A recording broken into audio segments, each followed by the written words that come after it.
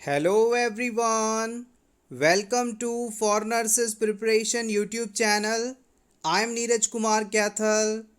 Today is 25 April 2022 and today's important MCQs for upcoming nursing recruitment exams are: first question. Site of transmission of message from one neuron to another is called.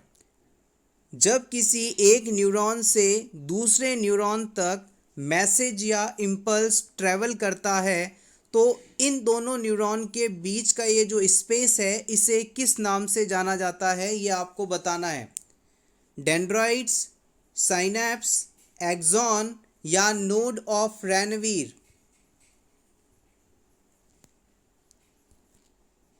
The right answer is option B, it is synapse.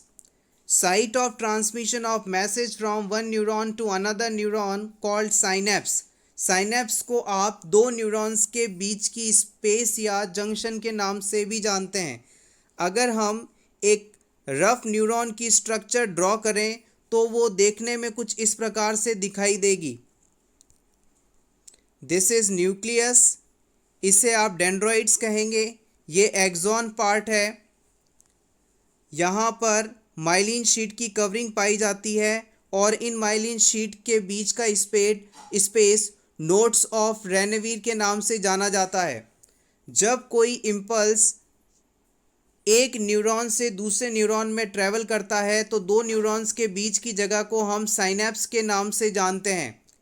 Neuron के अंदर जो ये छोटे छोटे portions हैं इन्हें dendrite कहते हैं। ये इम्पल्स को कैच करके एक्सॉन की तरफ भेजते हैं, जबकि एक्सॉन यहाँ से इम्पल्स को लेकर आगे दूसरे न्यूरॉन के डेंड्रॉइड पार्ट तक पहुँचाता है। Next question, the most lethal arrhythmia is. Heart में इर्रेगुलर रिदम या हार्ट बीट होना अरिथमिया या डिसरिथमिया कहलाता है। सबसे डेंजरस टाइप का अरिथमिया कौन सा है ये आपको बताना है। Ventricular fibrillation, atrial tachycardia, sinus arrhythmia, supraventricular tachycardia.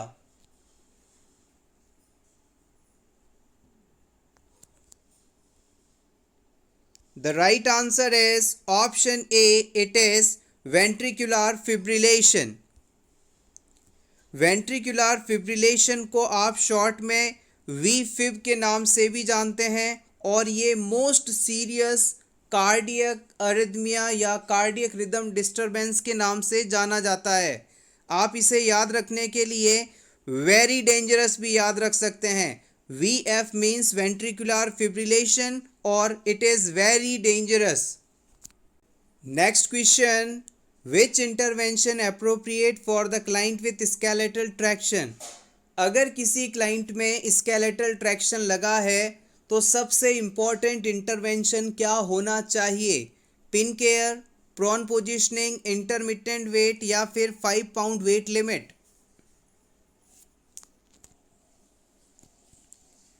The right answer is option A, it is pin care.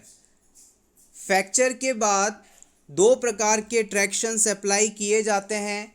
Traction apply करने का मुख्य कारण होता है कि पेशेंट में बोन के डिसलोकेशन, डिस्कम्फर्ट आदि को प्रिवेंट करना, स्पाज्म को प्रिवेंट करना और बोन का बॉडी का अलाइनमेंट मेंटेन करना। जब भी हम पेशेंट में स्किन ट्रैक्शन लगाते हैं तो उसमें स्किन की आउटर कवरिंग पर बैंडेज आदि का सपोर्ट देकर बोन को एक पर्टिकुलर डायरेक्शन में खींच कर रखा जाता है, अलाइनमेंट मेंटेन किया जाता है, जैसा कि आप जनरली फीमर बोन फ्रैक्चर होने पर देखते हैं। स्केलेटल ट्रैक्शन देने के लिए हम उस पर्टिकुलर फ्रैक्चर्ड बॉडी पार्ट के अंदर एक मेटल की पिन को इंसर्ट करते हैं और फिर उसमें अलाइनमेंट मेंटेन करते हैं। जब किसी बोन के अंदर आप डीपली कोई पिन इंसर्ट कर रहे हैं तो ये पिन इस बोन के अंदर वाले हिस्से के डायरेक्ट कांटेक्ट में है।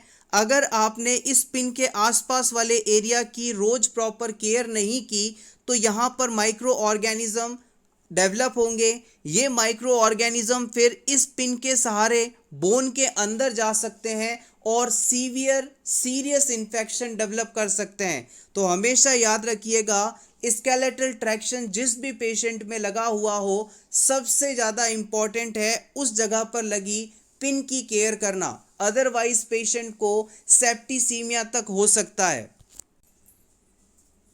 Next question, a client has undergone an endoscopy of the upper GI tract. The nursing care plan should include which of the following? किसी क्लाइंट में अपर गैस्ट्रोइंटेस्टाइनल ट्रैक्ट एरिया की एंडोस्कोपी की जाने वाली है। इस पेशेंट में इस प्रोसीजर के बाद नर्सिंग केयर प्लान में किसे इंक्लूड किया जाना इम्पॉर्टेंट होगा? Option A, administer analgesics for pain. Option B, withhold food until gag reflex present. Option C, positioning the client on the right side. Option D, observing the client for rectal bleeding.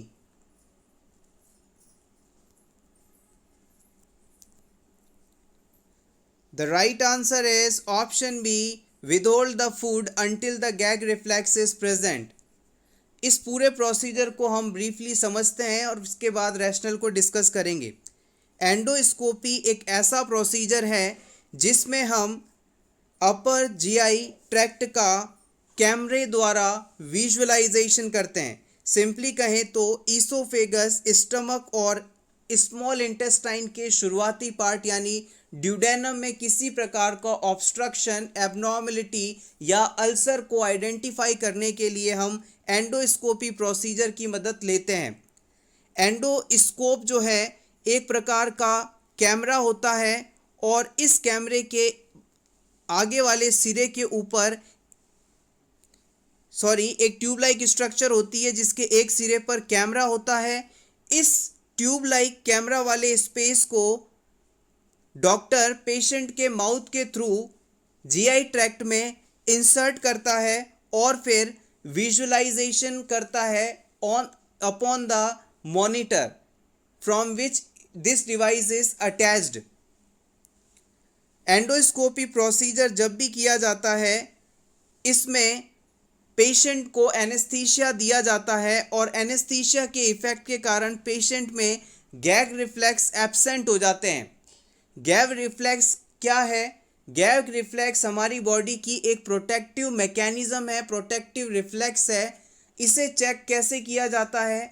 आप अपने throat के पीछे वाले हिस्से पर कोई भी object जब टच करते हैं, तुरंत आपको एक रिफ्लेक्स देखने को मिलता है, जैसे कि आपको वॉमिटिंग के दौरान होता है। यानी बॉडी इस टच के अगेंस्ट उस ऑब्जेक्ट को बॉडी के बाहर निकालने की कोशिश करती है। यही गैग रिफ्लेक्स है। एनेस्थीसिया के प्रभाव के कारण ये रिफ्लेक्स जो है एब्सेंट हो जाता है। जैसे ही एनेस्थीसिया का इफेक्ट खत्म होता है, ये रिफ्लेक्स वापस आ जाता है।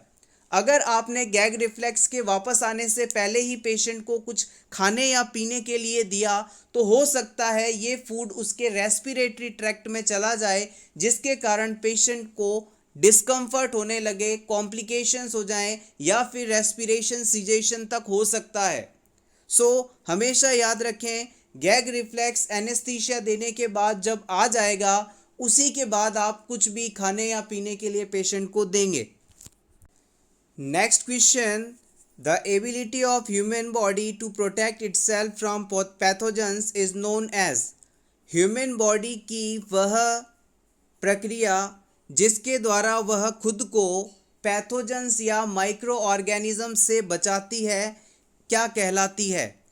लोकोमोशन, हाइपर सेंसिटिविटी, इम्यूनिटी या secretion of hormones?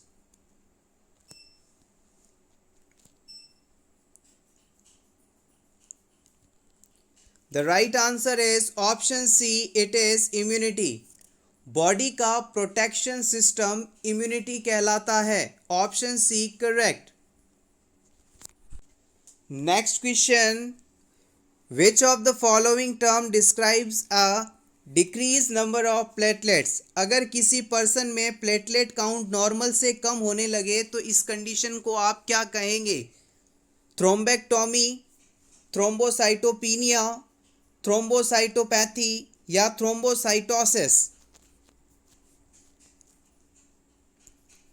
The right answer is option B. It is thrombocytopenia.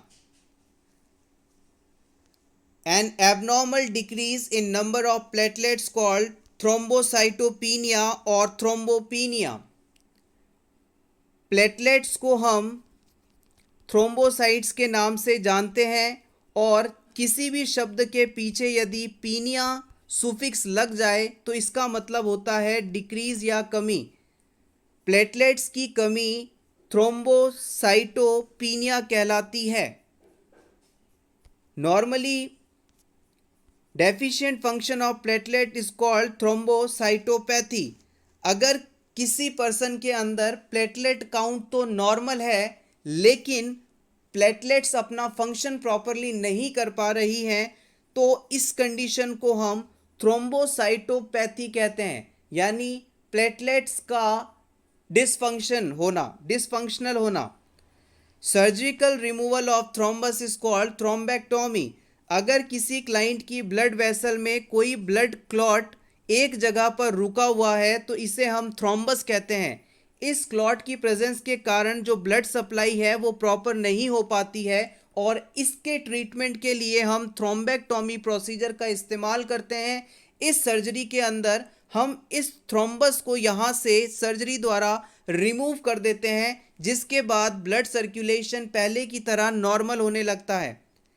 Increase number of platelets called thrombocytosis. अगर किसी पर्सन में प्लेटलेट्स काउंट नॉर्मल से ज़्यादा हो जाए तो ये कंडीशन थ्रोम्बोसाइटोसिस कहलाती है। Next question, nursing care for a client with arteriovenous fistula aimed at maintaining patency include. किसी क्लाइंट में एट्रियोवीनस फिस्टुला बनाया गया है, इस क्लाइंट में इसकी पेटेंसी को मेंटेन करने के लिए इम्पॉर्टेंट नर्सिंग केयर क्या होनी चाहिए? इम्पॉर्टेंट क्वेश्चन है। ऑप्शन ए, टेकिंग बीपी इन अफेक्टेड एरिया। इस पेशेंट में जिस एक्सट्रीमिटी या आर्म के अंदर एट्रियोवीनस फिस्टुला बना है उसी आर्म से आपको हमेशा बीपी लेना है, या फिर applying heat to maintain circulation. इस एक्सट्रीमिटी में आपको हीट अप्लाई करके सर्कुलेशन को बेहतर करना है। पाल्पेटिंग फॉर ब्रूइट, यहाँ पर किसी प्रकार का कंपन है या नहीं इस चीज़ को पाल्पेट करके दबाकर महसूस करना है। Option D, keeping the arm free of constriction. हाथ पर किसी भी प्रकार का कॉन्स्ट्रिक्शन या प्रेशर नहीं अप्लाई करना है। The right answer is option D. It is keeping the arm free of constriction. किसी भी प्रकार का constriction या बंधन जिस हाथ पर जिस एक्सट्रीमिटी पर एवी फिस्टुला बना है नहीं होना चाहिए। ये नर्सिंग इम्पॉर्टेंट पॉइंट है। Atriovenous fistula is a blood vessel made wider and strong by surgeon to handle the needle that allow blood to flow out and return from a dialysis machine. जिन patients में लगातार dialysis करने की आवश्यकता होती है उन पेशेंट्स के अंदर सर्जन सर्जरी कर बॉडी के एक्सट्रीमिटी में मौजूद आर्टरी और वेन को आपस में कनेक्ट कर देते हैं। जिन पेशेंट में किडनी फेलियर होता है उन्हें डायलिसिस की बार बार आवश्यकता पड़ती है, तो इस सिचुएशन में डायलिसिस मशीन को बॉडी से कनेक्ट करने के लिए एक स्ट्रक्चर बनाई जाती है जिसमें आर्टरी और वेन को आपस में जोड़ दिया जाता है, तो इसे ही हम एवी फिस्टुला के नाम से जानते हैं, एट्रियोवीनस फिस्टुला। फिस्टुला का मतलब है a connection between two structures, और इस एवी फिस्टुला से ही आप निडल डालकर डायलिसिस मशीन से इसे कनेक्ट करते हैं और पेशेंट की बॉडी का पूरा ब्लड इस डायलिसिस मशीन से होता हुआ गुजर कर फिल्टर आउट होता है। The AV fistula is considered the best option because it provides highest blood flow for dialysis it is less likely to become infected or clot last longer. Dialysis जब किया जाता है तो एक बहुत ही बड़ी मात्रा में फ्लूइड का ट्रांसमिशन या एक्सचेंज किया जाता है, जो कि छोटी वेन्स के थ्रू या आर्टरीज के थ्रू कर पाना असंभव है। इसी वजह से बॉडी की दो बड़ी वेन्स को आपस में जोड़कर फिस्टुला बनाते हैं और इन फिस्टुलास का स्ट्रक्चर बड़ा होता है, यहाँ पर ब्लड सर्कुलेशन अच्छा होता है, इस वजह से यहाँ पर क्लॉट बनने की संभावना भी कम रहती है और एक बार बनाया गया फिस्टुला काफ़ी लंबे समय तक एक्टिव रहता है। इस कारण से फिस्टुला उपयोगी माने जाते हैं। A surgeon connects an artery to vein usually in your arm to create AV fistula. When the surgeon connects artery to a vein grows wider and thicker, making it easy to place a needle for dialysis. जब किसी artery को when से जोड़ा जाता है तो artery में blood flow बहुत ज़्यादा और तेज होता है। इसी कारण धीरे धीरे वेन्स जो कि नॉर्मली आर्टरी से छोटी होती हैं साइज़ में, ये भी धीरे धीरे अपना साइज़ बढ़ा लेती हैं और फिर यहाँ पर इजीली हम निडल इंसर्ट करके अपना जो टारगेट है उसे अचीव कर पाते हैं। The AV fistula also has a large diameter that allows your blood to flow out and back into your body quickly. The goal is allow high blood flow so that the largest amount of blood can pass through the dialyzer. Dialysis process में dialyser से एक बड़ी मात्रा में blood amount को गुजरना होता है, इसलिए लार्जेस्ट डायमीटर की ब्लड वेसल का वहाँ इस्तेमाल किया जाता है। आप चाहें तो इसका स्क्रीनशॉट ले सकते हैं, ये सभी पॉइंट्स इंपॉर्टेंट हैं। Next question, what is correct order of meninges? आपको ब्रेन और स्पाइनल कॉर्ड को कवर करने वाली 3 लेयर्स को अंदर से बाहर किस ऑर्डर में पाई जाती हैं उसे अरेंज करना है। Dura, arachnoid, pia, pia arachnoid dura, arachnoid dura pia, arachnoid pia dura. Exactly, you all are correct. Option B is correct. हमारे ब्रेन से बाहर की तरफ हम गुजरेंगे तो सबसे पहले आएगी पाइया मैटर, फिर आएगा एरेक्नॉइड मैटर और फिर सबसे बाहर वाली होगी ड्यूरा मैटर, जो कि सबसे मजबूत मानी जाती है। तो आप इसे PAD पैड टर्म से भी याद रख सकते हैं। Next question, the nurse is caring for a client with a diagnosis of hepatitis who is experiencing प्लूराइटिस, which would be the most appropriate nursing intervention? किसी पर्सन को हेपेटाइटिस हुआ है, यानी कि वायरस का इन्फेक्शन हुआ जिसके कारण लीवर में इन्फ्लामेशन आ गई और अब उसे प्लूराइटिस हो रहा है, स्किन इचिंग हो रही है। इस सिचुएशन में कौन सा नर्सिंग इंटरवेंशन पेशेंट को हेल्प कर सकता है? Option A, suggest that the client take warm shower BID, patient को दिन में 2 बार गर्म पानी से स्नान करने के लिए कहेंगे।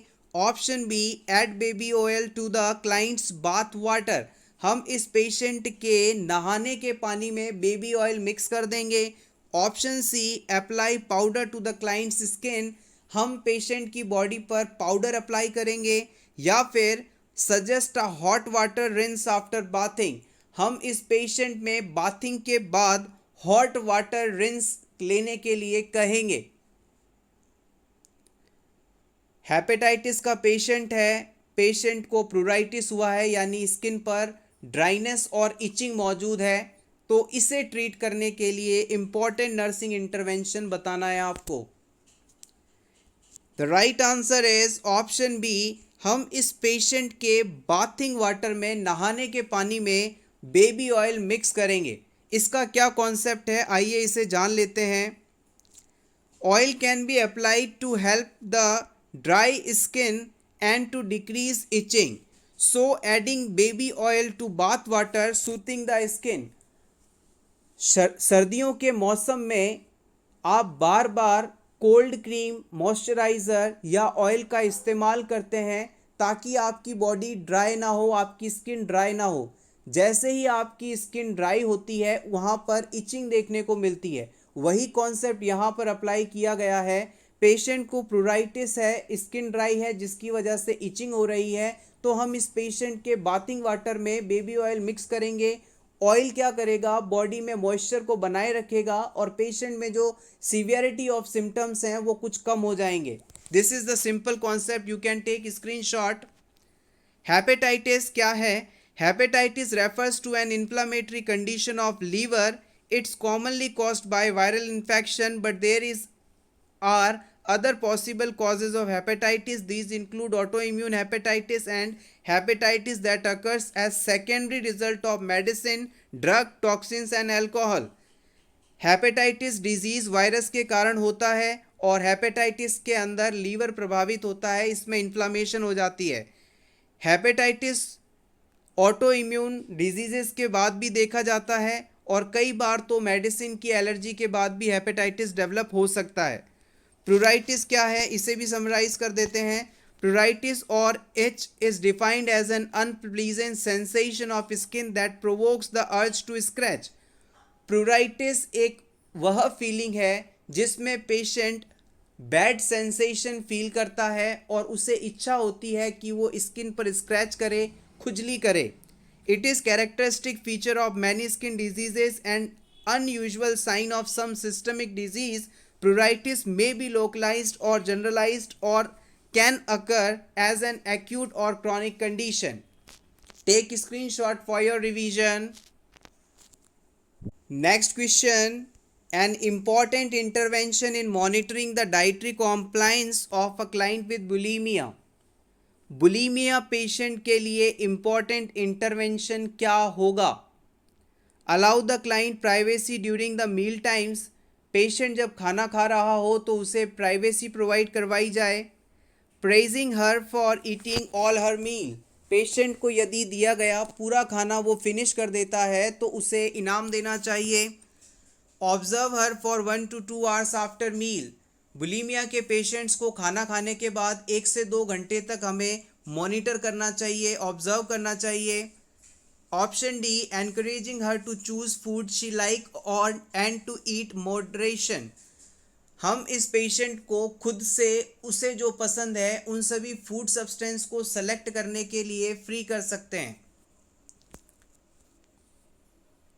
The right answer is option C, observing her for 1 to 2 hours after meal. आइए इसके रैशनल को जान लें। To prevent the client including vomiting after eating, the client should be observed for 1 to 2 hours after meal. Generally females के अंदर एक condition होती है एनोरेक्सिया नर्वोसा और दूसरी होती है बुलीमिया। एनोरेक्सिया नर्वोसा के अंदर वेट ना बढ़ जाए इस डर से फीमेल्स या एडोलेसेंट गर्ल्स जिनमें ये सबसे ज़्यादा होता है बहुत ही कम खाना खाती हैं और कम खाना खाने के बावजूद भी उन्हें ऐसा लगता है कि वो मोटी हो रही हैं, ओबेज हो रही हैं। जबकि बुलीमिया नर्वोसा के अंदर पेशेंट अपने वेट को मेंटेन करने के लिए खाना तो खाता है लेकिन खाना खाने के बाद वो लैक्सेटिव, पुर्गेटिव्स या सेल्फ इंड्यूस्ड वॉमिटिंग करवा के फूड कंटेंट को बॉडी से बाहर जल्दी से जल्दी निकाल देता है। और यहाँ पर यही चीज़ आपसे पूछी जा रही थी, बुलीमिया का पेशेंट उसके मनपसंद के खाने को जी भरकर, पेट भरकर खाएगा, लेकिन खाने के बाद जब उसे स्ट्रेस होगा कि उसका वेट ना बढ़ जाए तो इस डर से वो तुरंत वॉमिटिंग करेगा, सेल्फ इंड्यूस वॉमिटिंग करेगा। तो हमें ऐसे पेशेंट्स को खाना खिलाने के बाद कम से कम 1 से 2 घंटे तक क्लोजली मॉनिटर करना चाहिए कि कहीं उसने वॉमिटिंग करके फूड बाहर तो नहीं निकाल दिया है। Allowing privacy as stated in answer A will only give the client time to vomiting। अगर आपने पेशेंट को खाना खाने के बाद प्राइवेसी प्रोवाइड कर दी तो वो वॉमिटिंग करके सारा कंटेंट बॉडी से बाहर निकाल देगा, इसलिए हमें उसे प्राइवेसी नहीं देनी है। Praising the client for eating all the meals does not correct psychological aspect of disease, thus answer B is incorrect। Patient को जितना फूड दिया गया है, बुलीमिया का पेशेंट उसे हमेशा फिनिश कर देगा। अगर आप उसे इस समय प्रेज करते हैं, इनाम देते हैं, शाबाशी देते हैं, तो ये उसे और प्रोवोट करेगा कि वो ज़्यादा से ज़्यादा खाना खाए, इसलिए इसे हम इनकरेक्ट मानेंगे। Encouraging the client to choose favorite food might increase the stress and chance of choosing food that are low in calorie and high in fats. अगर आप पेशेंट को जो उसे पसंद है वही खाना सेलेक्ट करने के लिए फ्री करते हैं तो यहाँ पर बहुत ज़्यादा पॉसिबिलिटी है कि उसे स्ट्रेस होगा और स्ट्रेस की सिचुएशन में वो लो कैलोरी फूड को सेलेक्ट कर सकता है, जिसके कारण वो ज़्यादा फूड इनटेक करेगा। Next question, all are the risk factors of cardiac disease accept.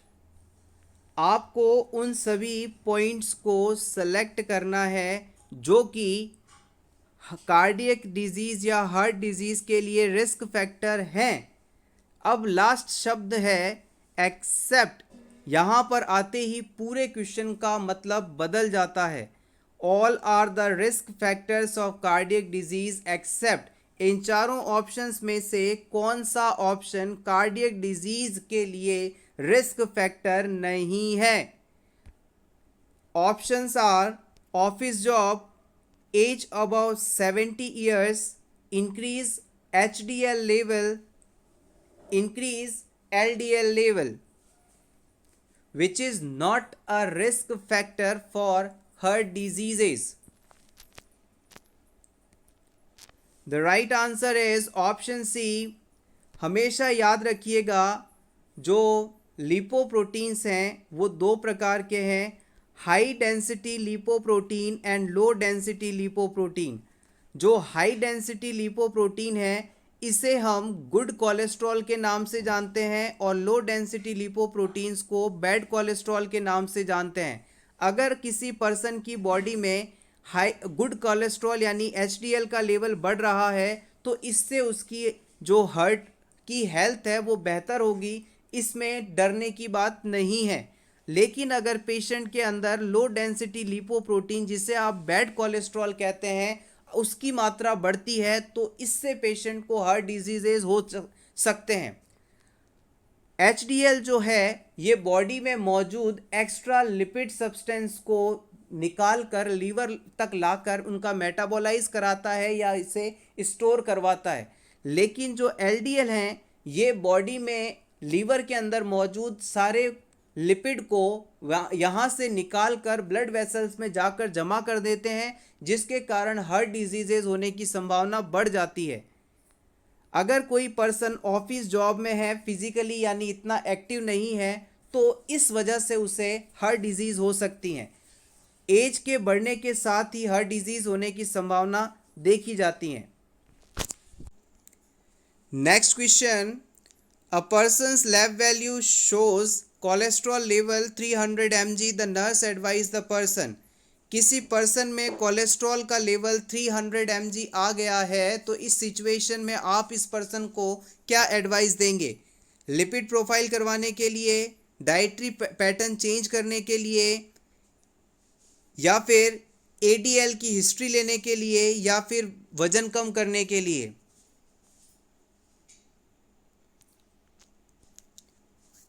The right answer is option A.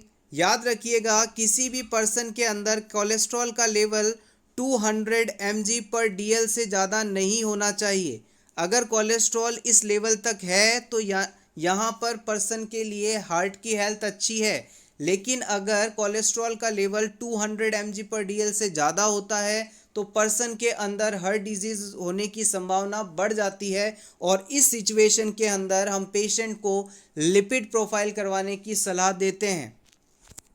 Next question, cerebro spinal fluid is produced in. CSF का प्रोडक्शन कहाँ से होता है?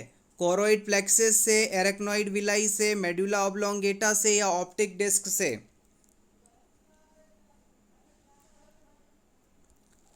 The right answer is option A. CSF is produced by choroid plexus. Cerebrospinal fluid या CSF choroid plexus से निकलता है। Choroid plexus basically capillaries का एक नेटवर्क होता है जो कि हमारे ब्रेन में पाया जाता है। Thank you so much everyone, best of luck.